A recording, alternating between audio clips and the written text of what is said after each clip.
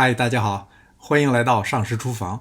说起五香粉啊，它是一种比较常见、用途也比较广泛，但是我却特别不愿意用的一种调料。买来的五香粉味道总觉得有点怪，可是里边的调料却是我经常使用的，比如里边会用到的小茴香、桂皮、花椒、大料，还有丁香。所以我就决定自己做一次，看看味道到底怎么样。5种调料的配比，刚才视频上方已经显示出来了。把这些调料都混合在一起，用中火来炒。八角的形状支棱八翘的，不利于受热，先用手给它掰碎。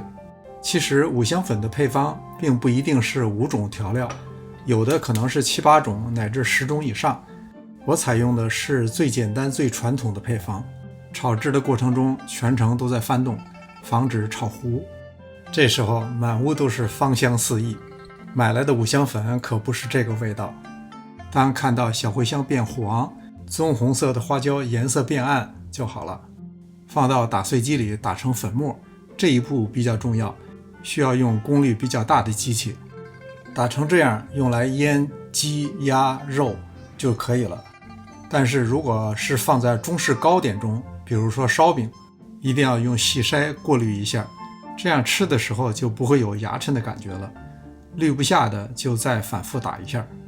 经过这么一做，马上就颠覆了我对五香粉的认知。这么香的味道可不能让它随意挥发，一定要密封好。不知道您，反正我是再也不会去买五香粉了。谢谢您的观看，临走前别忘了点赞订阅。这里是上师厨房，我们下次再见。